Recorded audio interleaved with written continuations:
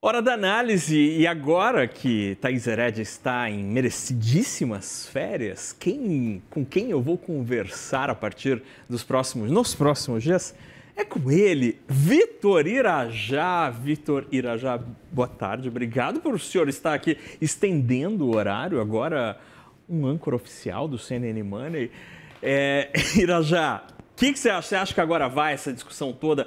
Porque o ministro Fernando Haddad, eu não sei se você concorda comigo, semana passada ele estava meio apagado, assim, estava com uma, sabe, a energia um pouco baixa, low battery, low energy.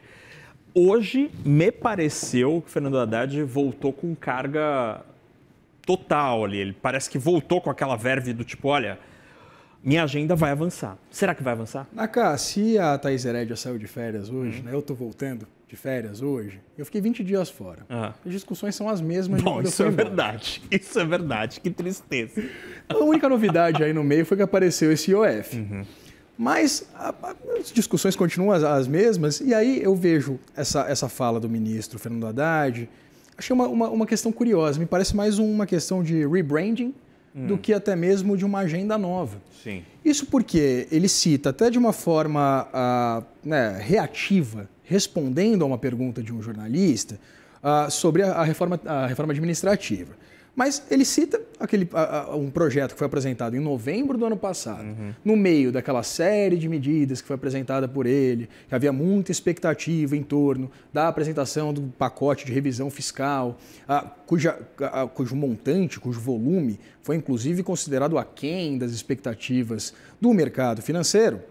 E agora volta-se a bater nessa tecla a respeito exatamente da revisão dos supersalários e não se tocou, por exemplo, também no assunto da revisão da aposentadoria e pensões também de militares. Mas esses dois projetos, eles na verdade são aspectos basilares exatamente desse chamado pacote de revisão fiscal do ministro Fernando Haddad, num momento em que o ministro está bastante pressionado.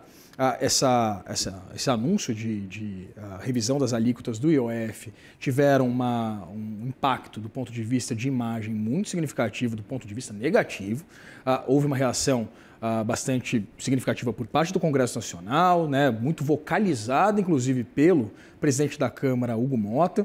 Então, nesse momento, na verdade, o governo tem que realinhar essa estratégia, ao mesmo tempo em que não consegue, exatamente por uma falta de vontade, de vocação política, anunciar nada que tenha muita novidade. Sim. E que possa gerar algum tipo de manchete positiva, de agenda positiva para o país. Então, o que a gente acompanha, na verdade, é um anúncio, ou pelo menos uma forma de elencar prioridades que, na verdade, já estavam colocadas. Então, nesse momento em que o governo, né, lança a mão, por exemplo, dessa revisão do IOF, há essa reação do ponto de vista negativo, o governo joga na mão do Congresso Nacional e fala, resolve aí, vocês não querem o IOF, portanto, então resolvam, achem vocês uma alternativa, o Congresso Nacional, o Ministério da Fazenda pode dar todo o arcabouço, pode dar todas as condições para que o Congresso possa encontrar alguma solução, mais tangível, mais prática, evitando, inclusive, qualquer tipo de discussão que possa ter algum tipo de reação mais negativa por parte do eleitorado. Mas é isso que, na verdade, não casa. Porque se o governo tem medo de dar vazão a qualquer tipo de discussão a respeito de uma reforma administrativa, por exemplo, você mexeria ali com o privilégio ou com direitos de um contingente limitado de servidores públicos, por exemplo. Mas é um contingente que tem uma capacidade de articulação política, uma capacidade, inclusive, de construção de unidade de discurso e, evidentemente, também de defesa dos próprios interesses junto ao Congresso Nacional, que, na verdade, é muito específico e tem um potencial destrutivo de imagem muito significativo para o governo, mas é um contingente limitado. Sim. E aí o governo escolhe, na verdade, dar vazão a um projeto que atinge muito mais pessoas, tanto físicas quanto jurídicas. E tem uma possibilidade, inclusive, de um impacto do ponto de vista prático para a economia, como, por exemplo, no custo do crédito, na consolidação de estratégias de negócios. Então, realmente não faz muito sentido. Parece ser algo mais filosófico do governo mesmo. Parece ser uma questão ideológica, uma questão quase paroquial por parte do governo de resistir em dar de discutir qualquer tipo de possibilidade de revisão de gasto. Só se pensa no funcionamento e na equalização do ambiente fiscal brasileiro a partir da arrecadação, da receita. Sim. Mas é interessante esse ponto de vista, porque concordo totalmente, né, que não houve uma mudança de fato da agenda do governo, né? As propostas são exatamente as mesmas.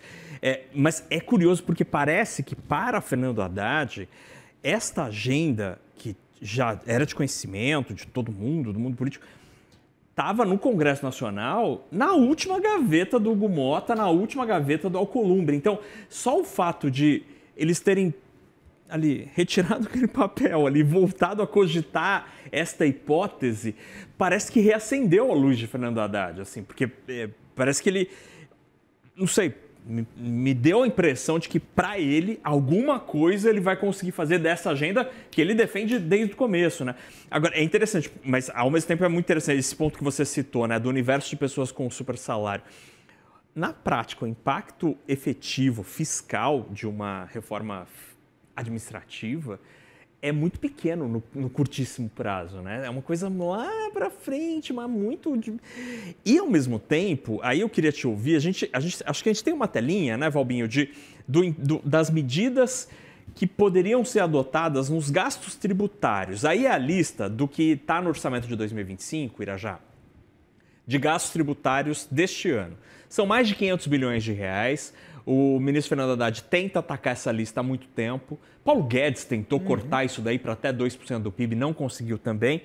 E aí eu queria te ouvir sobre onde daria para cortar. Porque olha a sinuca de bico dessa história. Simples. O governo já disse que não quer mexer no simples. Sim. Né? Agronegócio. Sustenta todo o crescimento do PIB. Parece ser. E é uma bancada que é muito vocal. Aí temos isenções da pessoa física no imposto de renda. O governo está aumentando já. Pois é, já está aumentando. Então, esse número vai crescer, não diminuir. Entidades sem fins lucrativos. Aí são entidades educacionais, de saúde, filantropia.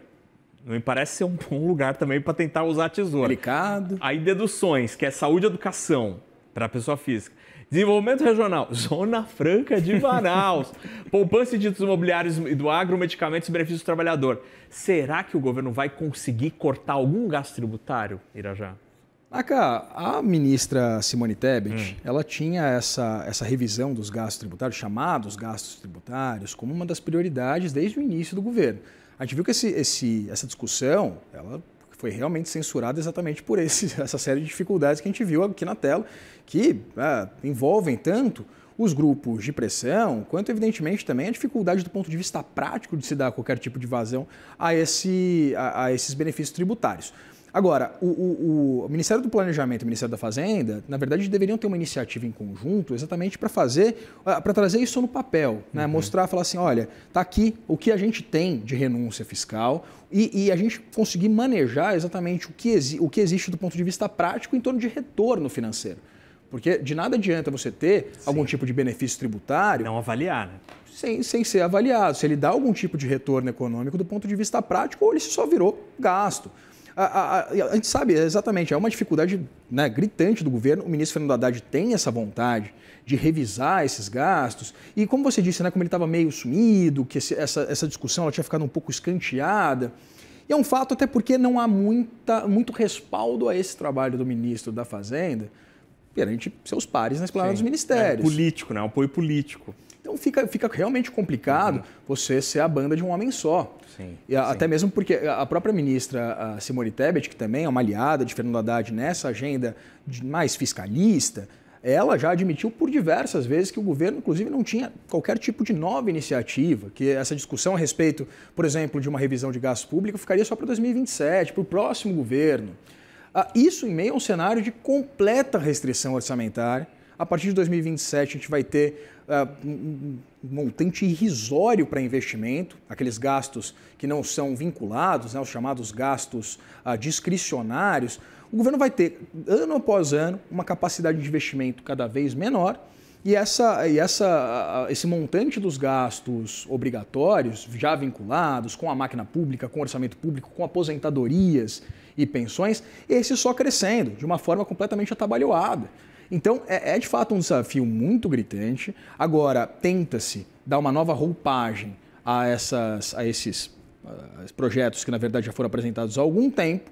Havia uma pressão muito significativa vinda do Congresso Nacional e, evidentemente, também do setor produtivo em torno de uma diminuição, sim, do tamanho do Estado, de uma agenda mais robusta, de uma reforma administrativa mais voluptuosa, mas esse assunto foi completamente censurado pelo governo. Parlamentares que eu conversava diziam, olha, isso não está na agenda do governo, não há qualquer possibilidade de discussão de uma reforma mais ampla. É o presidente Lula que interdita essa discussão, né? É o próprio presidente Lula. Então, aí fica muito complicado, porque toda a perspectiva de uma melhora do ambiente econômico do país passa exatamente pela perspectiva de um começo de uma arrumação fiscal a partir de 2027, seja qual for o governo. Porque mesmo se o governo Lula, ou o seu indicado, quem quer que seja, do PT, da esquerda como um todo, vai precisar discutir isso de uma forma mais séria exatamente por esses aspectos que a gente comentava anteriormente. Tanto a pressão da taxa de juros, agora em 14,75, quanto, evidentemente, também essa incapacidade do Estado de continuar gerindo e financiando políticas públicas, porque não vai ter dinheiro. Todo o dinheiro vai estar comprometido exatamente com o funcionamento da máquina pública e também com aquilo que já existe hoje do ponto de vista prático que está previsto na Lei Orçamentária Anual. É o colapso das contas públicas que, infelizmente, está chegando cada vez mais perto. Vitor Irajá, obrigado pela conversa. Voltei de férias mais pessimista, menos pessimista. Não, você voltou descansado. Voltei mais leve. Descansado e pronto para assumir esta lojinha aqui do CNN Money. Com a sua bênção fica fácil. Até amanhã, querido. Boa volta. Abração, obrigado.